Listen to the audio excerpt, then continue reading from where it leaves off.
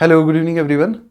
So once again I welcome all of you in today's current affairs session. Okay, and in today's session I'm going to discuss a few more important news articles.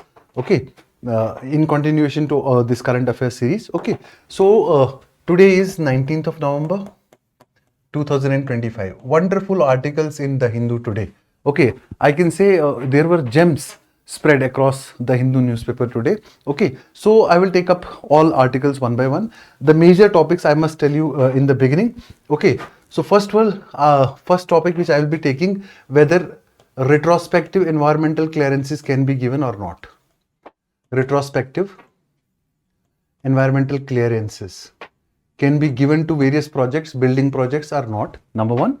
And also I will be talking about the national highway, recently sanctioned national highway, which will be which has been proposed in Srinagar, and I will discuss environmental impact assessment in that relation. Get the point? Okay. Then I will also discuss India's trade deficit, which I told you yesterday that there is a small discussion in the Hindu, but great discussion was there in Indian Express. So today I have brought that summary of trade deficit. Yesterday I just introduced you to trade deficit. Today I will discuss it further. Okay. After trade deficit, I will also discuss now, again I have discussed with you people, these human-wildlife conflict. In continuation to that, Maharashtra Chief Minister Devendra Fadnavis, okay, Devendra Fadnavis has said that tiger must be removed, leopard must be removed from the list of Schedule 1 of Wildlife Protection Act. Okay, so I will discuss human-wildlife conflict in light to Wildlife Protection Act. Okay, then I will discuss antimicrobial resistance in drugs. Okay, antimicrobial resistance in drugs.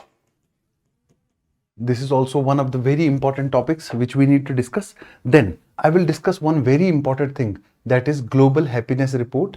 Very, very important, and why India is scoring poorer than so many countries which don't even stand closer to our GDP, like Pakistan, like other countries. Why India is scoring lesser than those countries. Okay, so global happiness index I'll be discussing in that light.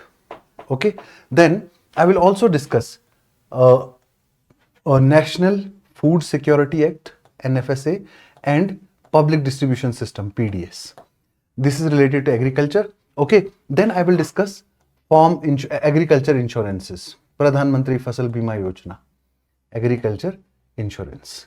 I told you already, today there were gems spread across the newspaper. Why? Because so many important things were there in the newspaper. So these are some of the articles which I have taken from today's The Hindu newspaper. Okay, so first thing I will talk about the environmental clearances, retrospective effect to environmental clearances. Why it is in news? Because recently Supreme Court on 16th May 2025 gave a decision that retrospective environmental clearances are not allowed. Retrospective environmental clearances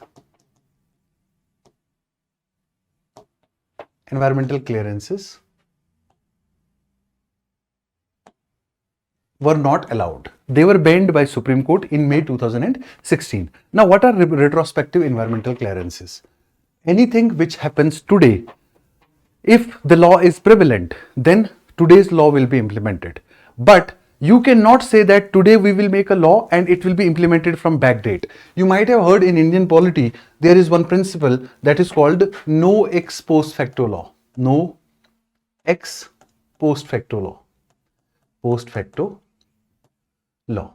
In relation to Article 20, you might have heard no ex post facto law. Means any law which is prevalent today or at the time of the fact, at the time of the event, that law is to be implemented in all respects. Okay, but Supreme Court said that environmental clearances from back date given, they come under the category of post facto law. Okay, so you have constructed a building today and you will get environmental clearance after 2 years. What does that mean? You have harmed the environment. Maybe environmental clearance was not to be given to you. Maybe it was to be stopped because of lot of environmental implications. But you managed to secure a post-dated you managed to secure an environmental clearance after you constructed a building or a project. So therefore they were, cancelled. But a real estate association filed a petition to review this decision, and in yesterday's judgment, what Supreme Court did is it set aside this judgment. Supreme Court set aside the judgment of this date. Okay, why? Because it was heard by a 3-judge bench. It was heard by a 3-judge bench headed by Chief Justice. So, Chief Justice of India.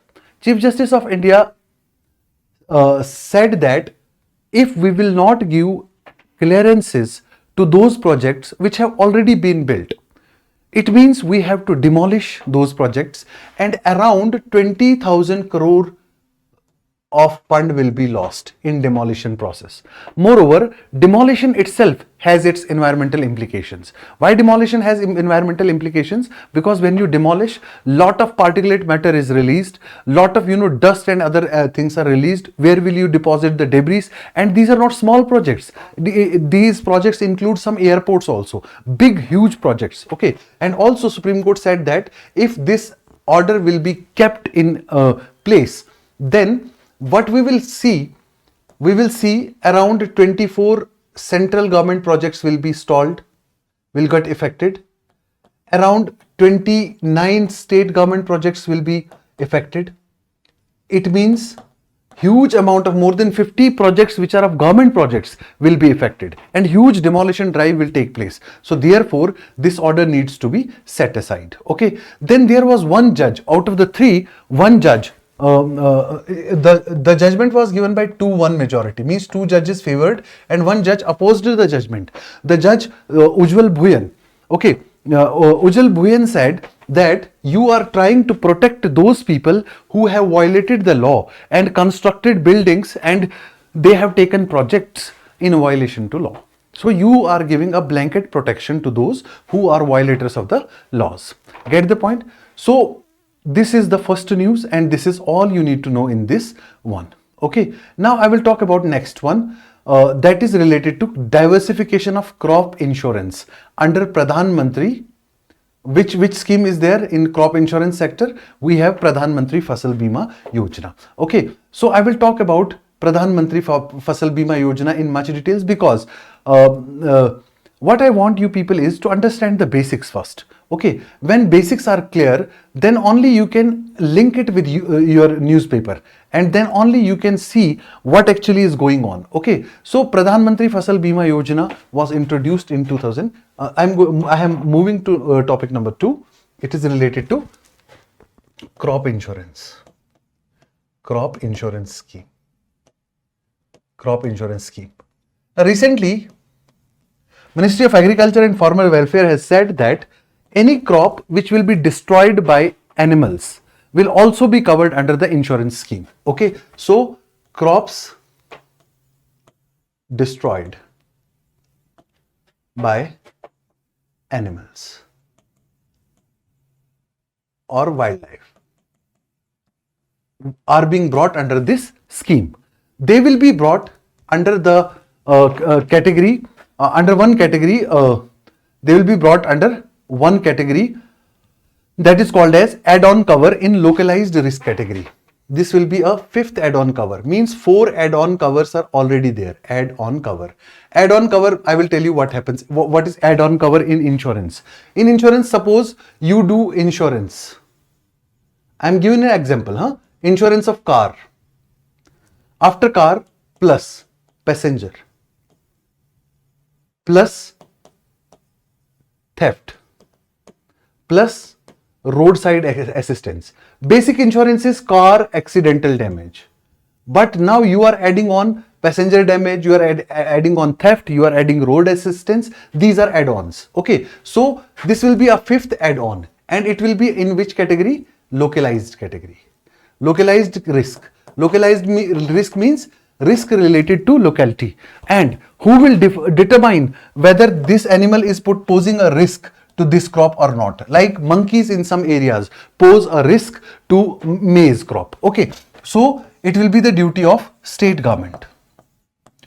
State government will specify the crops under risk of animal attack. Get the point? So means crop insurance is being made more effective. Okay, now only condition for the farmers is that if any animal has attacked the crop, the farmer has to report in 72 hours. 72 hours reporting time. In 72 hours, the farmer has to report to concerned insurance authorities that my crop has been attacked, my crop has been destroyed by animals. And this will come into effect from Kharif season of 2026. Kharif season 2026. This will be the time period for implementation of this proposal, this aspect of the insurance, that is add-on covers in the animal attacks. Okay, animal attacks. Now, which states are going to be benefited the most? Obviously, those states in which forest cover is more, wild animals are closer to the agricultural land. So, mainly the forest-based states, Uttarakhand, Odisha, Andhra Pradesh, Northeast,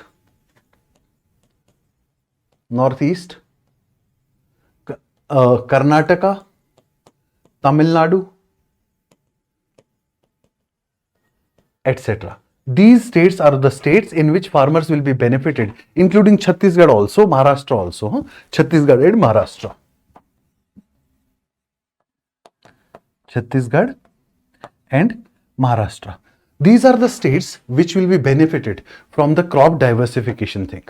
From the diversification of insurance, this Pradhan Mantri Fasal Bima Yojana. Now a brief about Pradhan Mantri Fasal Bima Yojana.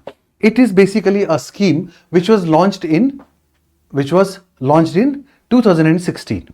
The success of the scheme, I am telling you, 97% of the cases have been settled, whichever has been taken for settlement, like anywhere there is loss of crop. Okay, earlier there is also one more scheme that is called as restructured weather-based crop insurance scheme.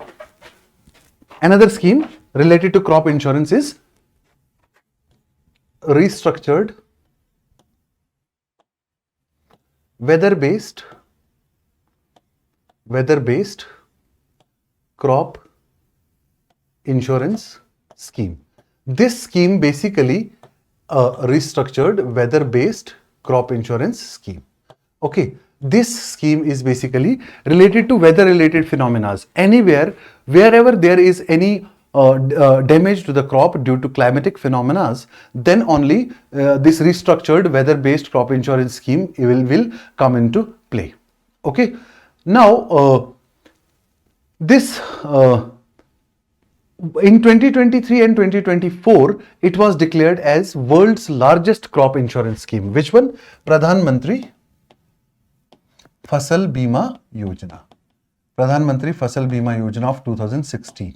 It was declared world's largest scheme in 2023 and 2024. Nowhere in world such a big crop insurance scheme has been taken place. Okay. Now, which things are covered in crop insurance? Okay. So I will tell you which things were earlier covered, and now one more thing has been added. Okay. The earlier things which were covered were A. Natural disasters. Covered.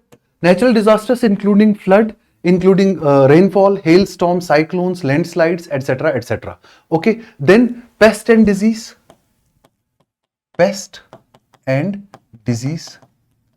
Any pest attack or any disease in the crop due to which crop has not been harvested properly. Okay. Then post-harvest loss. If you have harvested the crop but it got damaged in transportation or flooding took place, your godown got flooded. Okay. So they are called as post-harvest losses. Whenever post-harvest losses take place, this is also covered. Okay. Then also post-harvest losses are also covered. Then also prevented sowing. What do you mean by prevented sowing? Sowing in localized area. Sowing in localized area or notified area, where oftenly adverse weather climates are reported, but then government notifies some areas that okay fine, you can sow crops in these areas. So prevented sown areas are also covered under now now here we will cover any the fifth category. We will bring animal attacks on crops. Animal attacks. If we say animal attacks, we have brought the fifth category. Okay, in fifth category, animal attacks, earlier there was a category called as localized issues. Whatever localized category, localized problems are there. So animal attacks are also localized. It is not a universal problem. Okay, localized calamities, localized issues or localized calamities. Calamities which are particular to a particular area. In localized calamities category, we are now going to add animal attacks. So after understanding the basics, now you will be able to understand diversification of this insurance means expansion to another segment, that is animal attacks, which otherwise earlier was not covered in the crop insurance sector. Okay, so what is the rate? Premium rate. It is also very important to remember. Premium. What is the premium? There is basically premium based on the nature of crop, whether it is kharif crop, whether it is rabi crop, or whether it is horticultural crops. Okay, so it is, the premium is whatever the value of crop is, 2% of kharif is the premium, 1.5% of rabi, whatever the value of the crop harvest, and 5% for horticulture commercial crops, 5% for horticulture and commercial crops. I hope it is clear to all of you. So this much knowledge is ample. This much, and which application you can report your claim? There is an application that is called as DG claim. DG claim application is there where you can report your claim of the damage. Claim of damage can be reported on which application? It is DG claim. DG claim. This application collects real-time data, real-time photographs. You have to upload the geotagged photographs of your losses, and then this will be taken for the settlement. This will be taken for the settlements. Okay, and there is a fixed time period. The payout, whenever you apply for the insurance, the payout is to be given within 2 months of the harvest. Within 2 months. Why so quick? Because then only you will be able to plan a next agricultural season. You will be able to plan next sowing season. Get the point? So this is all you need to know about Pradhan Mantri Fasal Bima Yojana. Okay, so agriculture insurance is a detailed topic for your mains examination. So I have covered it to the deepest possible details. Okay, now one more important thing which you need to understand. Another topic is that I have told you already, the Chief Minister of Maharashtra has told to remove leopard from Schedule 1 of Wildlife Protection Act 1972. This is the parent law which governs preservation of wildlife, conservation of wildlife, and then all issues related to wildlife. This act, Wildlife Protection Act of 1972, is the parent act. Now it is a very small news. If you see the news is often only 3 lines in the newspaper, but it becomes very important to understand what is Schedule 1. That's why it became a big topic. Okay, so leopard is currently in the Schedule 1 of the Wildlife Protection Act. Okay, leopard. Now, why leopard is to be removed? Why leopard is to be removed from the Schedule 1? For that matter, you need to understand the Wildlife Protection Act of 1972 first of all. This act was basically recently it has completed 53 years in place. Okay, recently it has completed 53 years in place, and over the years it has been very successful, and it has played a very crucial role in management of wildlife and conserving the diverse wildlife of our country. Okay, so it is basically legal framework for protection of various species of wild animals and plants. Okay, it is the legal framework for protection for protection, conservation of wildlife species. Okay, when I say wildlife, I don't mean only animals. I mean animal flora and fauna, animals and plant species. You get the point? Okay, now at global level, we have also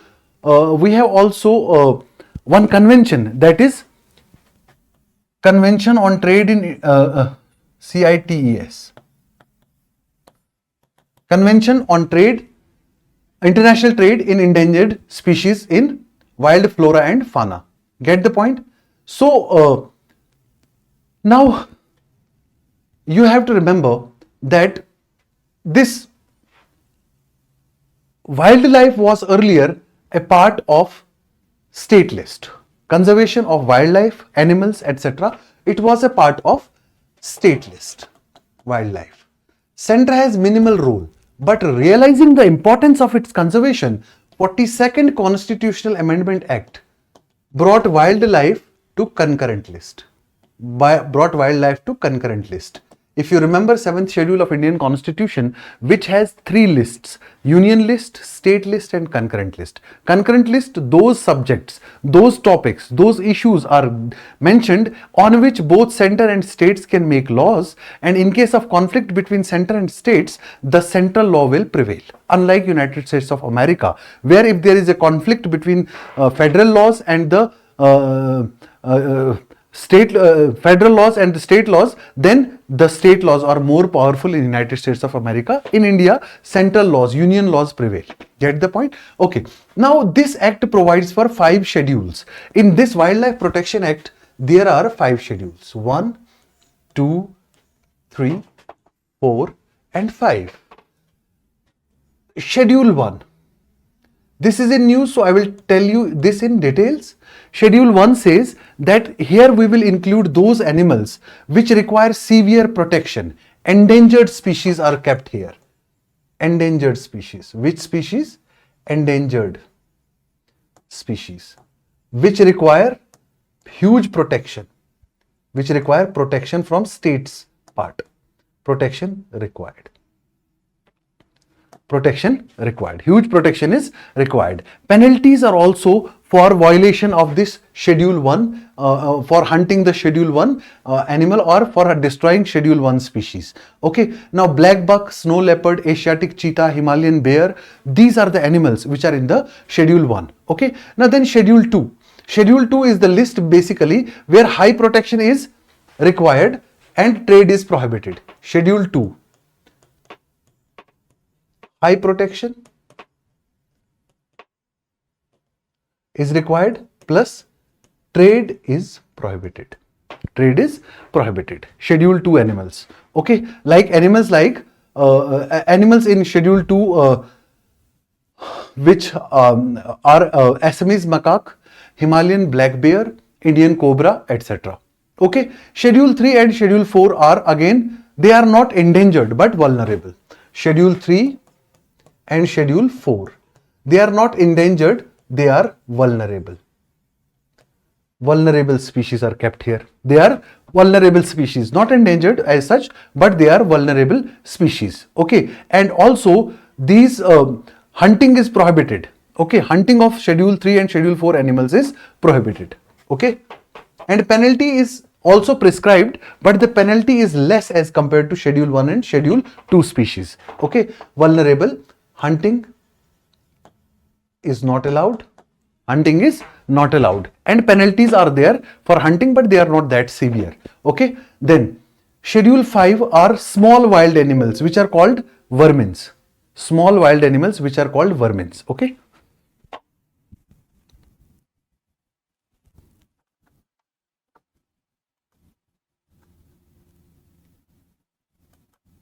Okay. Now, Schedule 5 include small wild animals which are called vermins. V-E-R-M-I-N-S, vermins. Vermins means small wild animals which carry disease and destroy plants and foods. Okay, and you can hunt those animals. Vermins, they are basically small wild animals carrying disease, infections, etc. So hunting is allowed. You can hunt these animals because they harm the other species. There is also one additional schedule, that is sixth schedule. In sixth schedule, which animals are included? Six schedules are basically specific plants and other plant related species. Only flora is here, specific flora, in which trade transportation is required. Specific flora. Trade transportation is required. Those plant species are protected under Schedule 6. Schedule 6. Okay. Now this act also made one body that is called as National Board for Wildlife. Okay. NBWL. National Board for Wildlife was created by this Wildlife Protection Act. Okay. National Board for Wildlife was created by this act. Why this board was created? This was created to check, to give clearances for any projects around the wildlife protected areas. In the same way, State Board for Wildlife was also created to give clearances to projects around the wildlife areas in state level, at state level. Moreover, Central Zoo Authority and National Tiger Conservation Authority were also created. And one more, Wildlife Crime Control Board was created.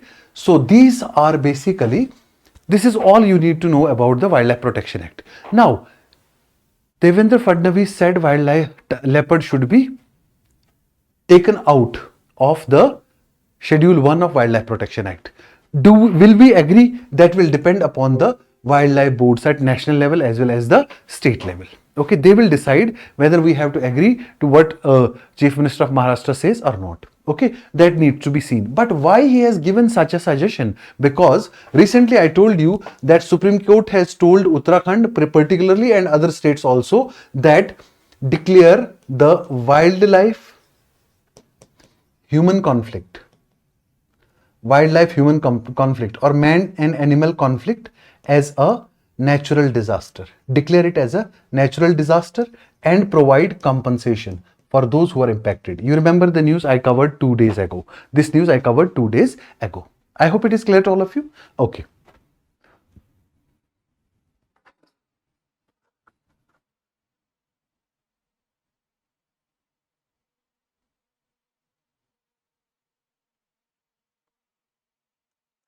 Okay. Yeah. So this was about Schedule 2 of Wildlife Protection Act. Okay. Now I will take up another news, that is basically India's trade deficit. So I have today brought detailed analysis of the trade deficit, which has been gone all-time high. Okay, trade deficit. I told you what is trade deficit? A situation where imports of commodities are more. Imports of commodities outgrow the exports of commodities.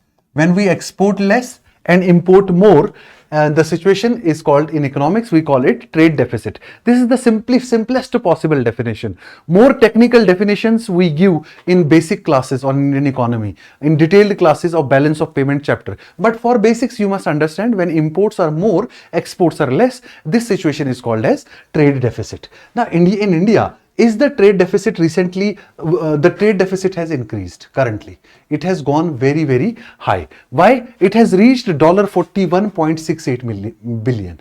$41.68 billion in November 2025. The data are not important, only analysis is important. 32.15 billion it was in October 2024. Interesting to know that so bigger a jump, approximately around $10 billion in 1 month. Okay, this is alarming. Now, why has it happened? Now, please understand. There is a systematic answer to it. Exports. If we see in exports, our main destination was USA. We were the largest exporter. To USA. But currently 50% tariffs going on.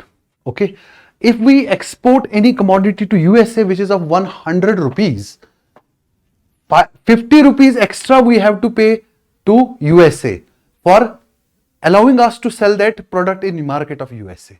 So why will USA or US customer take that product which has gone so costly? This import, the tariffs of USA has increased the cost of Indian products in America. So due to which exports declined. Due to which exports declined. Okay. So I hope the first reason is clear to you all. Okay. The first reason is that we were doing largest exports to USA. Okay. And after 50% of tariffs USA imposed on us, we were not able to export as much as we were exporting earlier, because since 2019, USA has been the highest exporter for India. Okay, highest export destination. Now 50% tariffs, this was not justified. Okay, the second reason for increasing trade deficit is the huge imports of gold and silver. Okay, now if I give you the startling data, very astonishing data, gold imports went up by 3x and silver imports went up by 5x. So this gold and silver imports, what are the causes of these? Now so many people say that the festive season was going on, and because of the festive season there has been increase or surge in imports of these two commodities. I have a small objection, because festive seasons, every year we have festive season, but this much surge we have never seen. Okay, what is the reason? In the article itself it is written that the reason is that people are uncertain. People are uncertain about the economic situation of the country. So, and there is uncertainty, people tend to save in more certain and secure commodities, much like gold. Now, they are not, people are not saving much in banks. Yeah, festive season added to the pace, but uncertainty is one big reason. And also, due to the uncertainty in the economic situation of our country, which has been caused due to the tariff wars across the globe, as well as our internal wars with our notorious neighbor, that has also raised some uncertainty, but they have not been mentioned in the article. In article, one more thing that is mentioned is that huge foreign portfolio outflow. Huge foreign portfolio. Huge foreign portfolio outflows. Outflow means investment. For foreign portfolio investors are taking out their investments from this country. Okay, why? Because they also have the same question in mind. Indian markets seem to be a bit uncertain after the tariff wars which have been started by Donald Trump 2.0. Okay. Now, because of huge foreign portfolio outflows, whenever something is going out of the country, okay, a huge amount of dollars are going out of the country, investors are, leaving the country, the uncertainties further increase. The uncertainties further increase. Due to the increase in uncertainties, investments in domestic markets go down, people prefer to invest abroad. Get the point? So this is the third reason why trade deficit has gone up. Okay. The fourth reason which has been cited, the fourth reason is depreciation of rupee. Okay, if you see earlier the rupee, the value of rupee was 85 point. The rupee depreciated at a much pace. Earlier it was 85.6 rupees per dollar. Currently it has gone up and it is currently 88.4 rupees per dollar on market exchange rate basis. Okay, now when this much of depreciation takes place, approximately around 3 rupee depreciation, means if you were earlier paying 100 rupees per importing a commodity, now you have to pay 103 rupees. Okay, earlier if you were paying a smaller amount for importing a commodity, now because rupee as compared to dollar is weaker, you have to pay more rupees. Okay, why rupee depreciated so much? Because whenever foreign forex reserves are basically being withdrawn from our economy, they require dollars. Okay, because they invest in dollars, they require dollars. Okay, so when huge dollar outflow takes place, and then the demand of the dollar goes high, correspondingly rupee weakens consistently, and when rupee is weakening, these are basically cyclical process. Due to weakening of rupee, foreign outflow is taking place, and due to more foreign portfolio outflows, rupee is further weakening. Due to decline in rupee, more money is to be paid for imports, so import bill increases. Import bill means amount of money which we need to pay for importing a commodity. So our import bill increases. When import bill increases, that means our trade deficit will go up. Trade deficit will go up. Okay.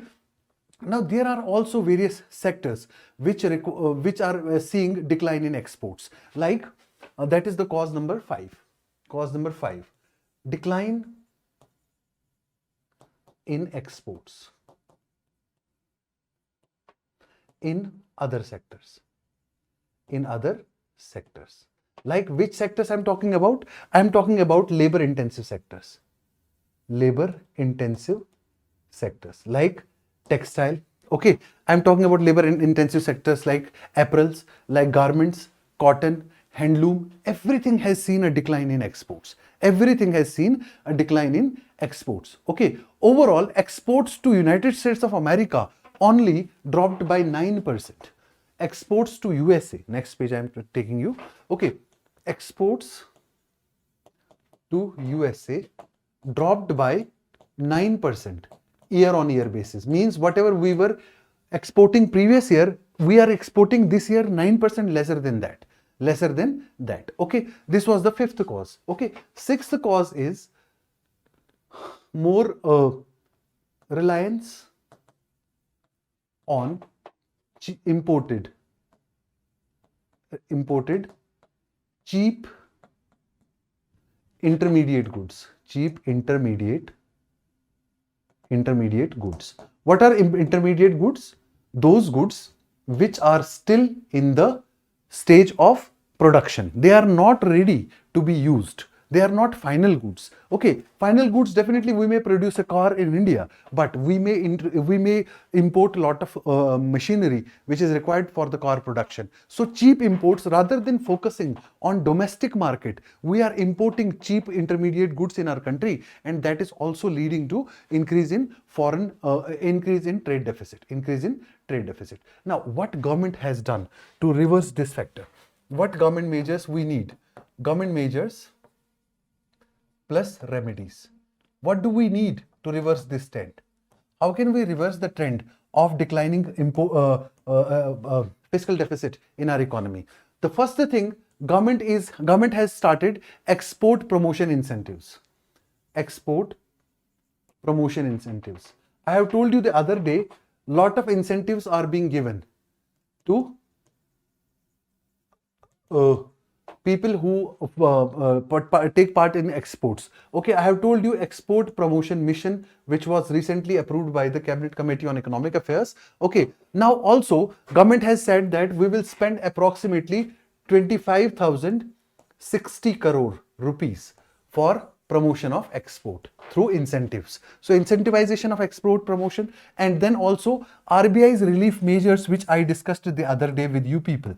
RBI's relief measures, that those financial sectors which are participating in exports, we have first of all given relief of moratorium on the loans, that you need not to pay AEMIs till December 2025. Moreover, when interest will be accumulated over that, and that you have to pay in installments later on. Okay, up to September 2026. Moreover, we have also said that at packaging level or at delivery dispatch level, if you have not been able to dispatch your export commodity, better you sell it in domestic market and then return the loans. So these were the incentives which I discussed on 15th of November. If you have not watched that class, that is available on the channel, you can watch that also, where I have discussed RBI's relief measures for export promotion. Okay, so this is also one more thing which we have done. Then what government needs to build certainty? Okay, we need to improve the certainty, economics certainty, and we need to reduce the uncertainties. How is that possible? By negotiation with different countries, mainly United States. So we have to start engage in progressive trade negotiations with different countries, because just due to our trade hurdles with United States of America, our exports to Russia, and imports from Russia have also seen a great decline. Get the point? So our relations with Russia have also seen a decline. Okay, so what we need also, to find alternate routes for exports. That is rerouting our export. We need to find alternate destinations for exports, because the Trump tariffs have exposed our strategy as well as our it has exposed our country diplomatically as well as economically. It has made us vulnerable diplomatically. You might have seen during the Indo-Pak war also. Okay, and also it has made us weaker in the economic terms also. Then also we can access new markets and we can improve the supply chain. The another major is accessing new markets. Accessing new markets and supply chains where we can make our exports. Technically, at the end of the day, all these objectives are on one thing, that we need to enhance our exports. And our ties with the United States have started improving now, because recently we have signed a deal with USA to import LPG from USA. It is a first time deal in history with the United States of America, such a long destination to import LPG. Get the point? So also we need to make structural shift in our economy, and we need to shift our strategy for a long-term plan. We need to shift a long-term plan. So strategical shift in strategy. Structural shift in strategy. Structural shift in strategy. We need not to focus on one destination. We need not to rely on one country. We need not to rely on foreign investors only. We need to make strategical shift. Okay. So decline in textile and apparel exports was another article which I have clubbed with this article, and I have given you the detailed information of two articles in one. This is how you club things in current affairs. That's what I wanted to tell you. Get the point? Okay. Now, another issue is related to mining. Mining related issues in India. Okay. The heading of the article was bad tidings. Bad tidings. At one time there were good tidings, but now there are bad tidings in our mining sector. Challenges of Indian mining sector. The article highlights basically what? It highlights challenges of mining sector in India. Challenges of mining sector in India. Mining sector in India. Okay. Now, see, this news article comes in the backdrop of death of some workers in mines in the Sonbhadra district of Uttar Pradesh. Okay, in Sonbhadra district of Uttar Pradesh, what happened? A lot of workers got trapped due to felling of a mining area. Okay, we have ample resources, particularly in our core mining areas: Uttar Pradesh, Chhattisgarh, Bihar, Madhya Pradesh. So these are the areas. Also Jharkhand. Ample mineral wealth is available there. Ample mineral wealth is available in these blocks. Okay. Now what is problem? Problem is in UP there is one district that is called Sonbhadra. Please remember one fact for prelims about Sonbhadra district of UP. The Sonbhadra district of UP is called as energy capital of India. Energy capital of India because of its rich mineral resources. Energy capital of India. But in this energy capital of India, recently in a place at Obra in Sonbhadra district, a stone quarry collapsed, and that led to death of a dozen of workers. Okay, death of dozen of workers. Okay, now what has been the reason? The reason is that we have systematic issues in mining. We have systematic issues in mining. Why we oftenly see disaster in mining? Because there are systematic issues. Why there are systematic issues? The first systematic issue is no proper geological study. We don't study the topography, we don't study the type of soil, we don't study the nature of rocks, no proper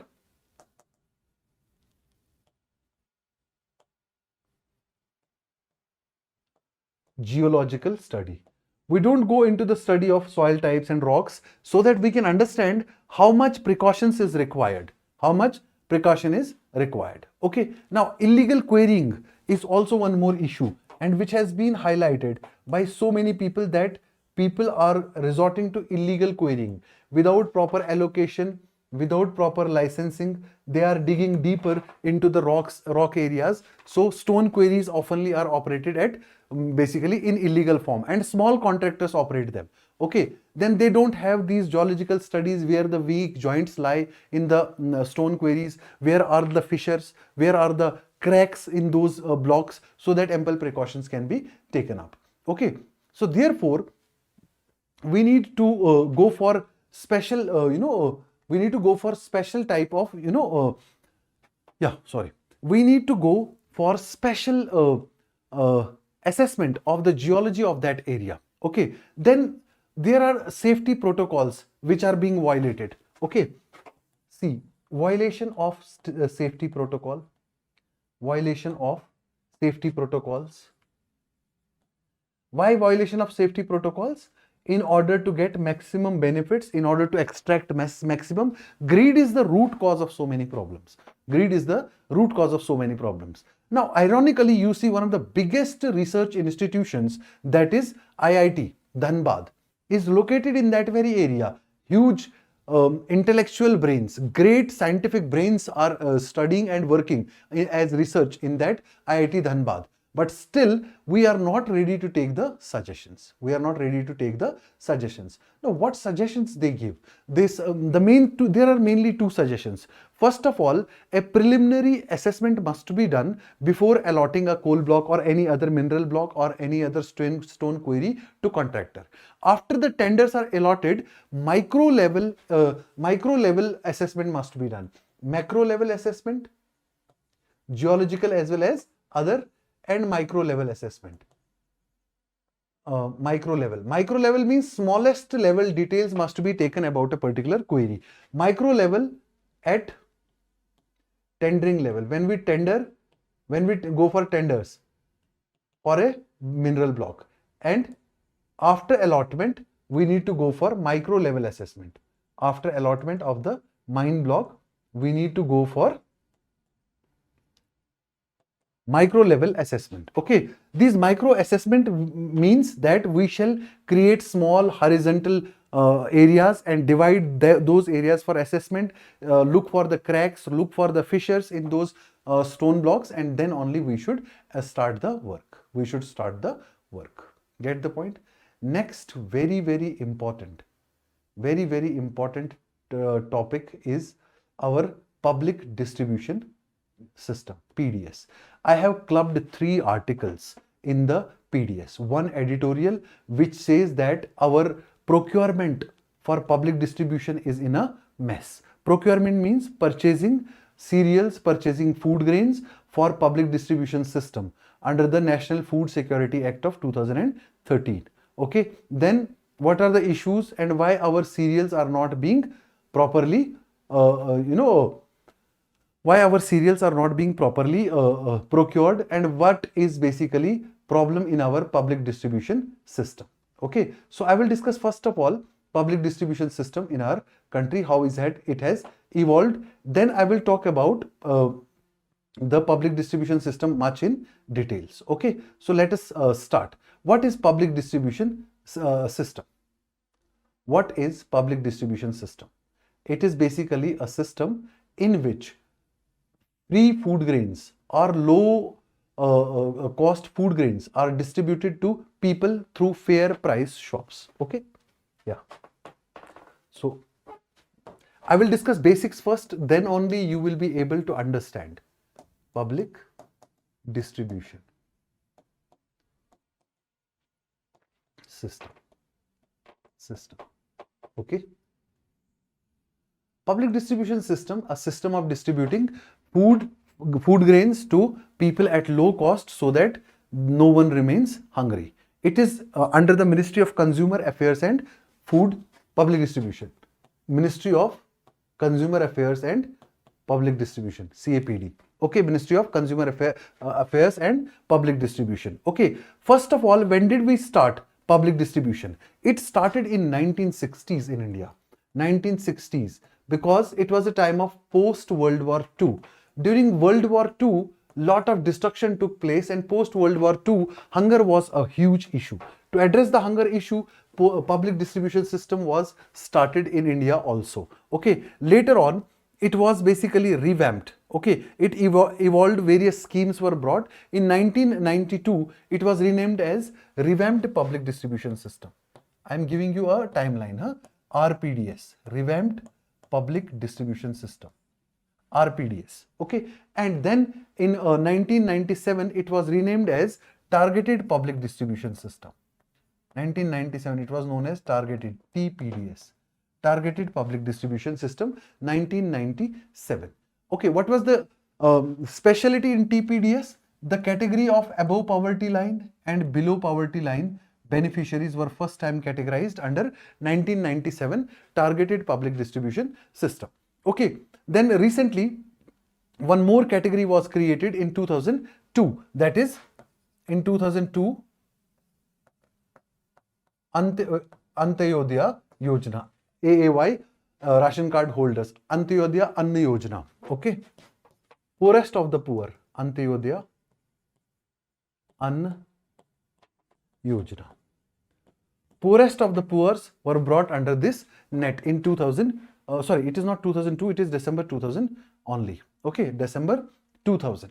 Okay, now after this, in 2013, we brought one parent umbrella act, National Food Security Act of 2013, which subsumed all the measures which were taken for food security in our country. So currently PDS also is one component of this public distribution system. In PDS, what is basically food grains, wheat, rice, earlier kerosene was also there, some sugar is also there. Now edible oils have also been added to it.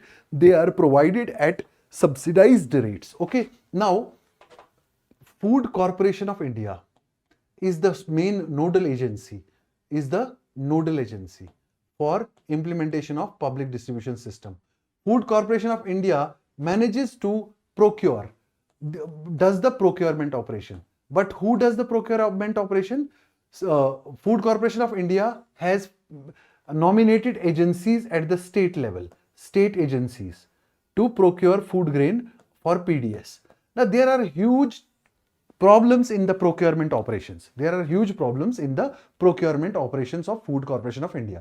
When the food is procured, then it is sent to fair price shops, FPS, fair price shops, which you called ration depot. Ration depots. Okay, in ration depot they are actually fair price shops where actually the sale of the public distribution system, which sale of the food grains takes place under under the PDS. Now the question is, what is the problem with public distribution system? What is the problem with public distribution system in our country? In our country, this article which says that we have serious challenges in procurement of our food grains. Okay, what are the challenges? I will tell you one by one. The first and the foremost challenge which has been highlighted in today's article is basically paddy procurement. Paddy procurement. We require X amount. Paddy procurement. Okay, we require X, we are procuring 3X, means extra procurement. Due to this extra procurement, extra purchasing of food grains, there are two problems. One is either wastage or there is black marketing. There is black marketing. Okay.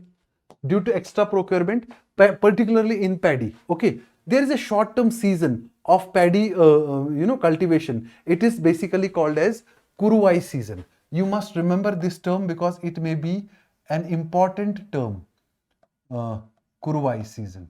Kuruvai season. It is a short season, July to September.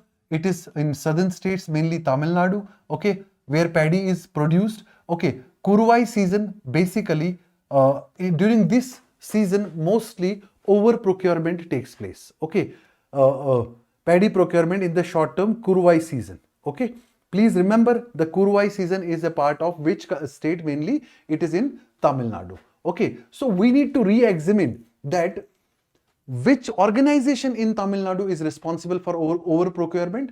Food Corporation of India has given the contract to Tamil Nadu Civil Supplies Corporation. Okay, Tamil Nadu Civil Supplies Corporation. Tamil Nadu Civil Supplies Corporation. TNCSC. Tamil Nadu Civil Supplies Corporation is procuring paddy and extra procurement is taking place. Surplus, due to the extra procurement, there is always surplus stocks. There is always what? Surplus stock. Surplus stocks. This is one problem. Okay. Another problem in the paddy procurement, another problem is basically excess procurement of other food grains also. Okay. So how much excess? Can you tell me how much excess we are? I will give you one data only. One data. We basically require only how much? How much is required? 82 lakh tons. Approximately 82 lakh tons is required. And how much we procured? Around 120 lakh tons. Around 120 lakh tons. Which means approximately 30 to 35% extra paddy procurement has taken place. 35% excess procurement. This is one issue. Now, due to this excess, if we would not have procured in excess, we would have exported it. And due to export, we would have improved our trade balance. Okay, we would have improved our trade balance. So, trade deficit would not have gone so much down. Get the point? Okay. Now, rice food stock in October 2025 has been highlighted. Okay. What has been highlighted? That the rice stock, which is approximately 102 tons we require, and currently we have 356. 102 lakh tons is required, but we have 356 lakh tons. Please remember, no need to remember this data. Only remember the trends, percentage. 35% excess, because if you see the figures, they will tell you the story. No need to remember precise numbers. UPSC is not interested in numbers. Okay, then what happens more? What happens? What is the second issue? Because of this excess, because of excess procurement, what problem is there? There are environmental issues related to rice production. Environmental issues are also there. So environmental issues increase. Environmental issues increase. Okay, moreover, people focus on production of rice because they know Food Corporation of India procures rice. Okay, and hence this leads to less crop diversification. Consistently you grow one crop. Where is the crop diversification? This crop diversification leads to loss of soil fertility. Okay, ultimately at one point of time it will bring down the whole production. Whole production will come down. Okay, moreover, other crops. Where are the other crops which we need to grow? Like I am telling you, imported oil, edible oil. Okay, had we been producing edible oil also, so we would not have been importing it. So due to growing one crop only, import of other crops takes place. Import of other crops takes place. What import of other crops? Like I will tell you one example, edible oil. Edible oil. Okay. In edible oil, what we have seen, 55% of our total demand we fulfill from imports. Please remember these trends. Okay. 55% of edible oil is imported. Only 45% we are producing domestically. So why can't government push for production of edible oil? Why can't government push through production of edible oil? Okay. Also, domestic oil seed production has not improved for past 10 years. Domestic oil seed production has also not improved. Why? Because our procurement system is such that we don't have any security for domestic oilseed production. Okay, then what we need to do, we need to change our policy of procurement. We need to procure only that much which is required. When excess procurement will be done by farmers, once that will go waste, or once that will be exported, farmers will feel more benefits. And moreover, farmers will also try to produce more other crops. So crop diversification will take place. Okay, now what has been another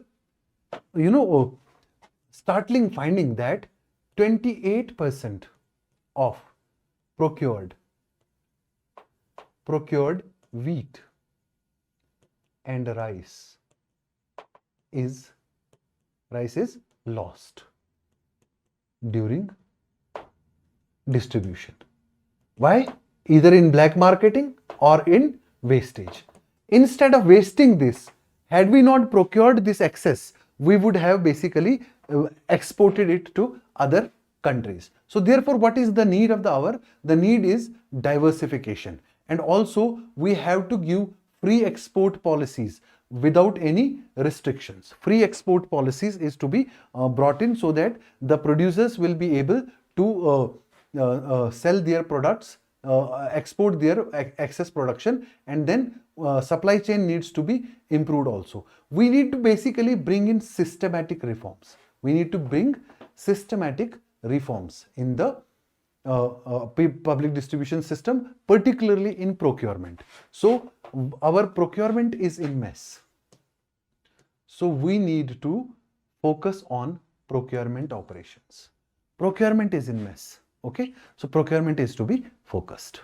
I hope it is clear to all of you. This was today's article of how we have to check our procurement operations. Okay, one of the wonderful articles in today's newspaper is regarding Global Happiness Report. Global Happiness Report. Okay, you will love this article. You will love the content of this article. Okay, Global Happiness Report 2025. First of all, basics about Global Happiness Report. Which organization releases this Global Happiness Report? There is one organization which is called as United Nations Sustainable Solutions Network. Okay, United Nations Sustainable Development Solutions Network. It is released by UNSDSN. United Nations Sustainable Development Solutions Network. Okay, along with one Oxford-based research agency. Okay, Wellbeing Research Center. Okay, of Oxford. Wellbeing Research Center of Oxford. Now, where do they take the data from to calculate happiness? They take the data from a poll of one company that is called as Gallup Incorporation. Gallup Incorporation is the company, US-based company, which conducts poll across the globe, whether people are in that country are happy or not. So Gallup, that is called as Gallup poll. Gallup poll. On the basis of this, they decide which country are happy and which country are not happy. India's rank on this in 2024 was 126. Okay, in 2024. But in 2025, India's rank has come down to 118. 2025.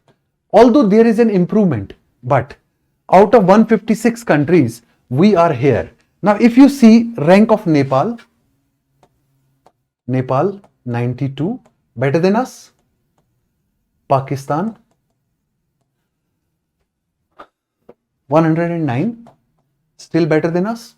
Okay, Myanmar 126, this year not better than us.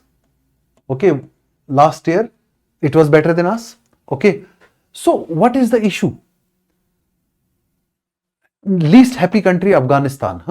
Okay, I have given you the data, facts about World Happiness Report. Also, the theme of this year's happiness report is sharing and caring. Sharing and caring. You might have heard the phrase sharing is caring.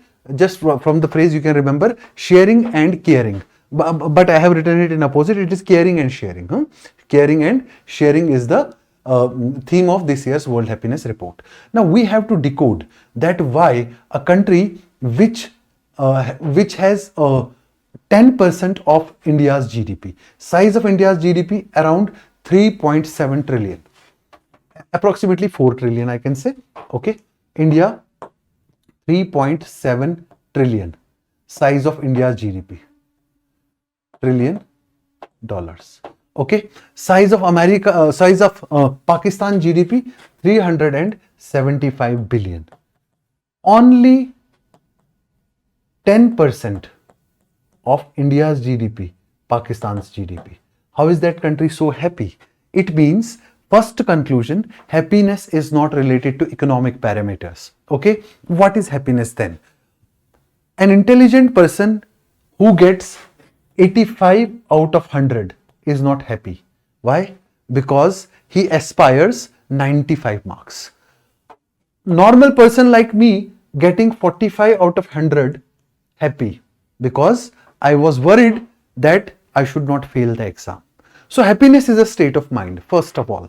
Okay, and it is also relative. What are your aspirations? If you are not happy, means you are not getting what you aspire for. So being unhappy does not mean that you are not in a good country. Means you are in a country where small things do not matter. You aspire for bigger things. So it has a positive message also. Don't worry, if India's rank is 118th, it means that we are a country in which aspirations are not fulfilled. Aspirations are not fulfilled. You get the point? Now, happiness is not an economic measure, I already told you.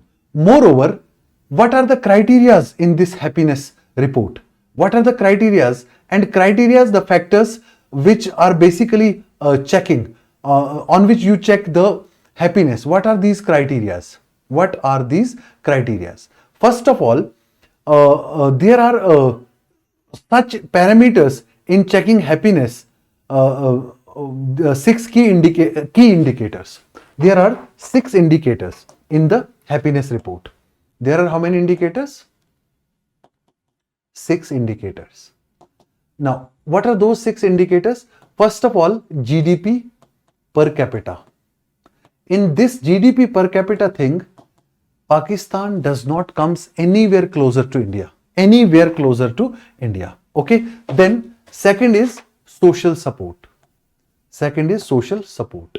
In India, social support means, do you have someone to rely upon? Okay. Do you have someone to rely upon? Do you have someone to count upon in times of hardships? Okay. Now, when the Gallup Incorporations does the poll, depends upon the set of mind of the individual, how individual will reply. Suppose someone is having a good relation with everybody across him. He has good friends, he is surrounded by good people, he will say, I have full social support.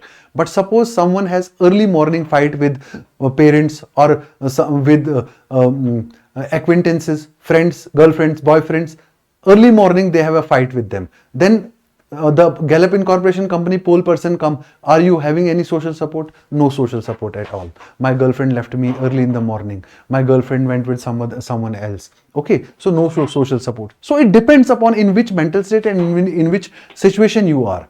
Okay, so this is also one more thing. Healthy life expectancy. Yeah, India is too far in this. Life expectancy in India has currently drawn to 67.2 years, but still, when it comes to healthy life expectancy, ask this question from people of Delhi who are breathing normal air, but that is equivalent to smoking more than 50 cigarettes a day. Get the point? So healthy life expectancy is a problem. Pollution is a problem. Okay. Now, freedom. Do you have freedom to make your life choices? I wanted to take engineering stream. Freedom to make life choices. I wanted to be an educator and teach IAS aspirants across the country. My society forced me to get into civil services. Okay. Now someone asks me, do you have freedom of choices? I say, hell with freedom of choices. I can't even teach properly. That was my primary motive, to teach people. Get the point? Someone got engaged forcefully. You have to marry this girl. I don't know. Father says to son, you have to marry this girl. We have to marry in that family. We don't want to marry in that family because they are not economically so well off. They are not socially so recognized as we are. Lot many things. Okay. But then now the trend is also changing. So freedom to make life choices. Okay. You wanted to take arts, humanities, but your parents forced science stream on you. So where is the freedom to make life choices? Okay, then there is generosity. Generosity means how much generous you are. Being plentiful. When you have so much, you are generous enough. You are generous enough. Okay, now you always remember one thing. Generous are those people who have big hearts, not big pockets. Okay, people who have big pockets are usually not so generous. Okay. This is not a generalization, but yes, most of the times it has been seen. Okay, then for people who has 10 rupees in pocket, he says, let me donate 1 rupee. 10% of his income. Okay, who has crores, if he donates 1 lakh, 0.1% of his income. Get the point? So it is also a subjective thing. So we question the basic methodology, but the author of this article has highlighted one important thing, that happiness is not something which we possess. Happiness is not a possession. This may be a question also. Just write this question. Happiness is not a possession. Happiness is not a possession. It's a pursuit. It's a pursuit. Pursuit means we consistently search for higher things. We got a car, now we will search for an SUV. We got an SUV, we'll search for a topmost SUV. We'll search a high-end SUV. This is how happiness is basically a pursuit. It is basically not a there was a movie also on this, The Pursuit of Happiness. Okay, in that movie also, what we have seen, that happiness is a consistent effort to pursue higher ends. But still, India, government of India, people in India, society should recognize that happiness is not only an economic problem, happiness is also basically a social problem. It is also a problem beyond economics. It is also a problem beyond economics. Okay, what are those social things? Basically, in India, during COVID-19, we got some improvement in the happiness index. Why? Because at that point of time, the criteria was at least we should live. We should be alive. Those who were alive, they were happy in all the cases. Moreover, the poor were more happy because government started at that point of time Pradhan Mantri Garib Kalyan Yojana. Garib Kalyan Yojana. For poor, free food grains were distributed to the poor workers. So that increased their happiness. Okay. So what government should do? First of all, government should build good cordial relations among the people. Okay. Building social capital. Government should build social capital. What is social capital? Good people, qualified people with great interpersonal support, interpersonal cooperation. Okay, that is called social capital. Social capital means interpersonal relation among the people working in different organizations or among the people living in different societies. So great social capital to be built. Social support system. Okay. Then people should have trust in institution. So restoring institutional trust. Currently, the major reason of happiness, sadness for the opposition is this vote chori thing, which they are consistently blaming. Okay, and supporters of that party also now started believing that vote chori is happening. And if vote chori is happening, Election Commission of India must restore its trust by giving the justification. So restoring trust in institutions. Trust in institutions. Restoring trust in institutions. This is another thing which needs to be done. Okay, then also we should recognize mental health policies as economic policies also. Recognizing mental health policies like other policies, including economic policy. Government of India is consistently doing that. So many health and wellness centers, mental health wellness centers are consistently, we have been doing that. Okay? Happiness also reflects that we are not finished yet with our achievements. We are supposed and we want to achieve more. So in other words, the reason for not being happy means that we are unfinished yet. But there is one important thing highlighted in this article, that this article has a weird bias. The Global Happiness Report has a weird bias. Weird bias. It is biased. It is biased towards which countries? Western countries, educated countries, industrialized countries. Western, educated, industrialized, Western countries, educated countries, industrialized countries, rich countries, and democratic countries. Rich countries and democratic countries. These countries, towards these countries, the happiness is biased. How it is biased towards democratic countries? I will tell you one important thing. We have known democracy. That's why we question anything which is against democracy. Go and ask people of Korea, where Kim Jong-un cuts their tongue before they speak anything. Get the point?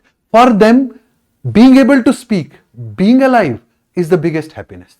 For them, being able to speak and being alive is the biggest happiness. You got my point? So, therefore, it is biased towards democratic countries. Rich countries, they'll not be satisfied with smaller things. They want bigger things to achieve in their life. Okay, smaller countries happy with roti, kapda and makan. Like in country like India, we want pollution-free air also. We want stronger institutions also. We want global presence also. So that's why our happiness level is low. So that's why this weird bias has been highlighted. A question for mains and a great, wonderful point for mains examination. Wonderful point for mains examination. So this was about the happiness index. This was about the happiness index in our country. Get the point? Yeah. So this is all we have discussed so far. Yes, today also one article was there regarding the extradition treaty. And also today the options which India has available with it for extradition of Sheikh Hasina. India still issued a statement that she is a respected guest in India, and in extradition treaty, the rule is that a magistrate or a court must give the award of punishment. Then only extradition treaty will come in force. This award to Sheikh Hasina and the Home Minister has been given, I told you, by a special tribunal which was constituted in 2009 by Sheikh Hasina herself. Sheikh Hasina herself constituted that tribunal, and that tribunal gave award of death sentence. This is related to yesterday's topic I have already discussed. समझ में आ गया आपको? So this is all you need to know and understand in today's current affairs. Now a bit of gyan. You want that? Please tell me in the comment section if you want a bit of gyan. Okay. Gyan means some special instructions, some special message. Okay. Today's gyan is on, your preparation for civil services. Okay. If you keep your result in mind, you will continuously be in stress and anxiety. Only think that you have to do your bit. Okay, आपको अपना काम करना है, आपको मेहनत करनी है. Be honest to your preparation, and trust me, honesty is rewarded. There is no other substitute to honesty. And honesty does not mean that you don't take bribes, you don't take money, you don't lie. Honesty means that you are supposed to study, आप पढ़ाई कर रहे हो. That is honesty. You are sitting behind the book, you are not thinking of any Instagram reel. You are sitting with the books, you are solving numericals, you are not cheating on those. You are reading polity, you are not thinking about history, geography or economy. This is honesty. Be honest to whatever pursuit you are taking, and then you will see great results in your life. Okay. Thank you so much for joining me. Tomorrow I'll come up with another section of current affairs. I just want your comments in the comment section, that how you are able to understand and how you want me to improve for you people, because sometimes language becomes a problem, sometimes speed becomes a problem. So anything which you feel like I should improve, please let me know. Thank you so much for today.